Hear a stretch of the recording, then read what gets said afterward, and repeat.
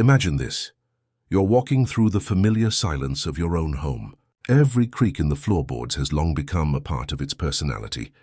You know where the light falls in the hallway at dusk. You know how the air seems heavier in the basement than in the bedrooms upstairs. It's your sanctuary, or at least it should be. But what if, hidden behind the walls you've trusted to shelter you, someone else was breathing, watching, waiting? It started with the smallest disturbances, the kind most of us would dismiss: a misplaced glass, a door you were sure you'd locked standing open, the faint shuffle of movement when you were certain you were alone. Rational explanations come easily: fatigue, forgetfulness, or maybe a draft. But the unease lingers, tightening around your chest, leaving you wide-eyed in the dark hours of night. Then one day, a discovery. A part of the house you didn't know existed. Not a charming surprise. A secret alcove or old crawl space that simply hadn't been noted on the floor plan, but something different.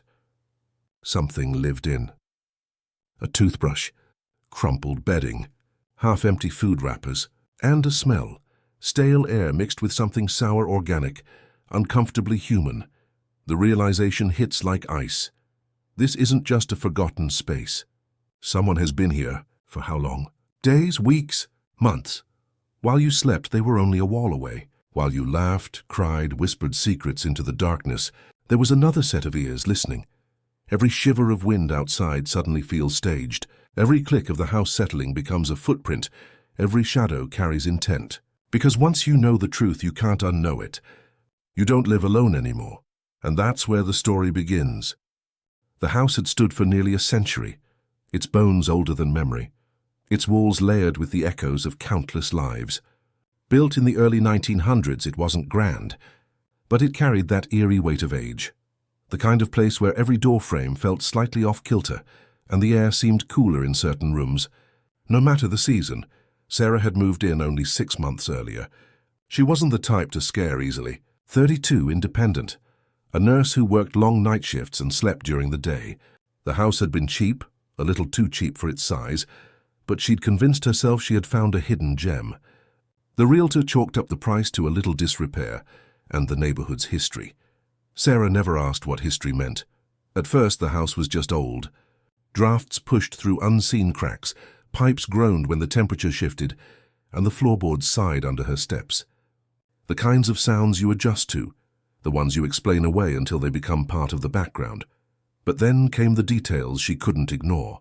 Food vanishing from the fridge, laundry going missing, the subtle rearrangement of objects, her hairbrush on the wrong side of the sink, a chair pushed slightly away from the table. She blamed herself, exhaustion, the fog of working nights. "I'm just tired," she whispered aloud more than once, trying to quiet the anxiety. Still, Sarah felt it, that pressing sense of presence. The way her skin prickled when she walked down the hall, as though eyes traced her every movement. She brushed it off, telling herself she was just adjusting to the creaks and quirks of an old home, until she stumbled across the first clue. While searching for storage space in the attic, she noticed a thin seam in the wall, a line that didn't match the rest of the paneling. A false wall. Behind it, the air was stagnant, heavy. Dust hung in the dim light like suspended ash. She pressed further and found it, a narrow crawl space that opened into a hidden room. At first glance, it might have seemed abandoned. But not for long. The mattress was sunken with fresh impressions. A half-empty bottle of water rested on the floor. More chilling still was the neat stack of Sarah's missing clothes, folded carefully as if waiting for her. The house wasn't just old, it was occupied. And Sarah, though she had bought it, wasn't the only one who called it home. The night it all unraveled began like any other. Sarah returned home after a grueling 12-hour shift, her scrub still carrying the sterile scent of disinfectant. She locked the door behind her, checked the windows as she always did, and sank onto the couch. The house was silent, too silent, but silence in old houses is never pure. It breathes, shifts, settles. Tonight, though, it felt different. The quiet was waiting. She showered, made tea, and crawled into bed. At 2:17 a.m., something stirred her awake. Not the howl of wind or the groan of pipes. This was softer. A shuffle, a faint scuff like skin brushing against wood. Her heart kicked against her ribs as she strained to listen. And then there it was, the almost inaudible click of her bedroom door easing open. Sarah froze. Her eyes darted to the doorway. Nothing. just the yawning dark of the hall. She told herself it was her imagination, exhaustion painting shadows where none existed. But when she finally drifted back to sleep, the sound came again, closer this time. Morning brought a brittle sense of relief. Daylight has a way of erasing night terrors, but when she stepped into the kitchen, her stomach dropped. The teacup she'd left in the sink was gone. In its place was another, clean, dry, sitting neatly on the counter. That was the moment Sarah stopped doubting herself. Someone else was here. Determined to confront the unease, she devised a plan. That evening, she placed small objects, a coin, a hairpin, strategically on the floor of the hallway. If they were disturbed, she would know. She went to bed, every nerve strung taut with dread. At 3 a.m. she woke to the sound again.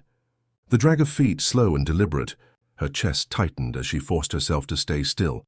She heard the faintest breath, raspy, just beyond the threshold. Summoning courage, she reached for her phone, flicked on the flashlight and aimed it at the doorway. What the beam revealed stole the air from her lungs. A figure, gaunt, pale, eyes wide and hollow from the dark, standing in her hallway. Not a ghost, not a nightmare. Flesh and blood. A man who had been living, breathing, hiding within her home. He darted back into the shadows, vanishing toward the crawl space. Sarah's scream split the night, raw and primal, echoing through the house. Her sanctuary had become a prison, and the intruder knew every hidden path better than she did. If stories like this send chills down your spine, don't forget to like, comment, and subscribe. And if you've ever experienced something unsettling in your own home, share your story in the comments below. Your whispers might be darker than you think. The police arrived within minutes of Sarah's trembling 911 call. By the time they entered, the house was as still as a tomb. Officers swept through each room, flashlights cutting across peeling wallpaper and dusty corners. Sarah stood outside, arms wrapped tightly around herself, her breath visible in the cold air despite the season.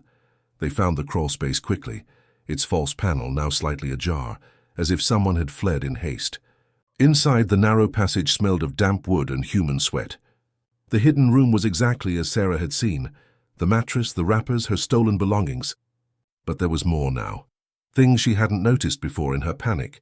Pinned to the walls were scraps of paper. Some were grocery lists.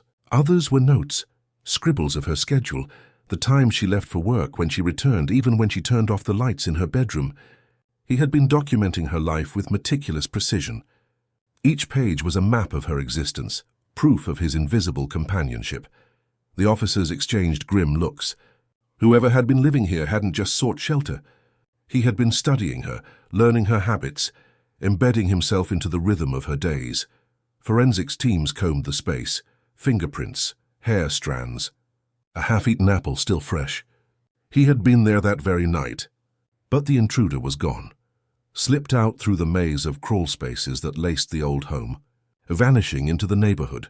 The search expanded to nearby properties, abandoned buildings, even storm drains. Neighbors reported odd sightings, a man lingering by fences, shadows flitting near windows. Yet no one had thought to connect them. He had been a ghost in their midst, moving silently, slipping back into Sarah's home when the world wasn't looking. Detectives pieced together what little they could. The man was likely transient, possibly homeless but not aimless. His knowledge of the house suggested he'd lived there long before Sarah bought it.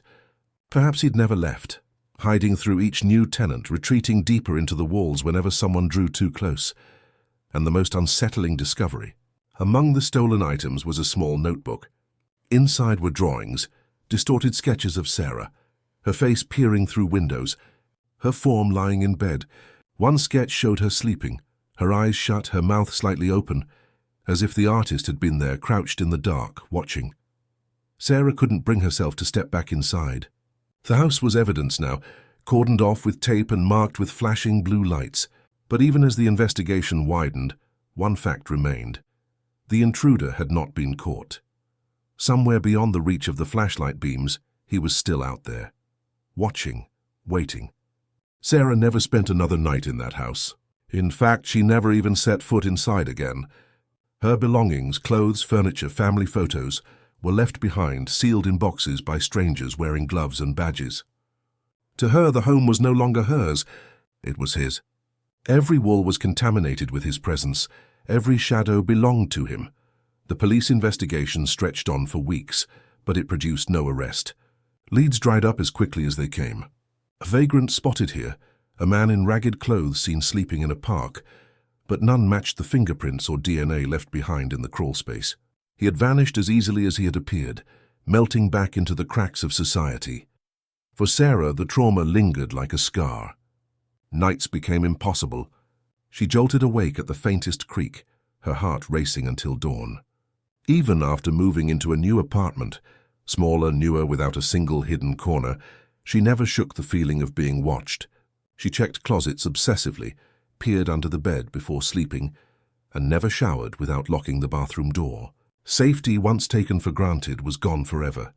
Neighbors whispered about the case, their voices low, their eyes flicking nervously towards Sarah's old home.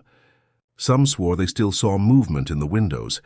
Others claimed to hear noises inside, though the house had been vacant for months. Whether it was imagination, paranoia, or something more sinister, no one could say. The house sat there still, a quiet sentinel, holding its secrets in silence, and the man, the intruder, remained a ghost. Was he watching from a distance, smiling at the fear he'd planted? Was he already nestled into another home, studying another victim, living within their walls without them ever knowing? Or was he closer than anyone dared to imagine, still lurking, still listening, still waiting for another moment to step from the shadows? The case faded from headlines, but not from memory. It served as a chilling reminder. Our homes, the places we trust most, are not always ours alone. Sometimes the danger isn't outside, pressing against locked doors and barred windows. Sometimes it's already inside, and perhaps even tonight someone might be listening from the other side of your walls.